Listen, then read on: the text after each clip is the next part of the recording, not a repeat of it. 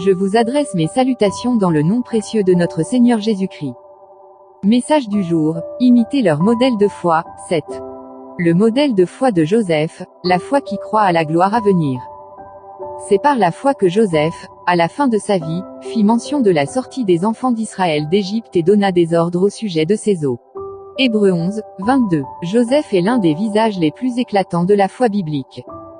Il possédait tout ce que le monde pouvait offrir, la gloire, la puissance, la richesse, la reconnaissance. Mais son cœur, lui, demeurait étranger à l'Égypte. Son âme n'était pas captive de ses succès. Car au fond de lui brûlait une espérance plus grande, celle de la promesse divine. Même au sommet de sa gloire, Joseph n'a jamais cessé de parler du jour où Dieu visiterait son peuple. Sa foi regardait au-delà du trône de Pharaon, au-delà des richesses, au-delà même de sa propre vie. Sur son lit de mort, il prononça ces paroles prophétiques, « Quand Dieu vous visitera, vous emporterez mes os avec vous ». Ces mots résonnent comme le cri d'une foi immortelle, une foi qui anticipe la délivrance, qui croit à la résurrection, qui s'appuie sur la fidélité infaillible de Dieu. Voilà le modèle de foi que le Seigneur attend de ses enfants. Une foi qui ne s'attache pas aux réalités visibles, mais qui demeure ferme dans l'espérance de la gloire à venir.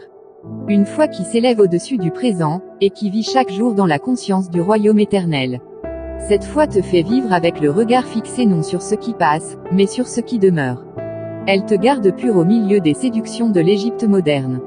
Elle te pousse à vivre dans la sainteté, dans l'attente fervente du retour du Seigneur.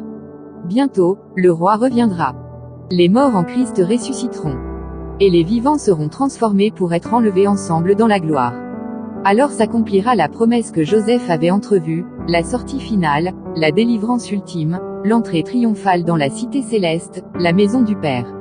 Ne laisse ni la réussite, ni la richesse, ni la reconnaissance te détourner de la promesse de la vie éternelle. Le monde peut t'offrir des palais, mais seul le royaume t'offre la gloire impérissable. Comme Joseph, garde ton cœur orienté vers la visitation de Dieu. Cette foi, c'est celle qui attend la venue du roi avec persévérance, qui endure l'attente sans faiblir. Et qui parle encore, même au bord de la mort, de ce que Dieu fera demain. Que cette journée soit marquée par la paix, la force, et la main puissante de notre Seigneur Jésus-Christ.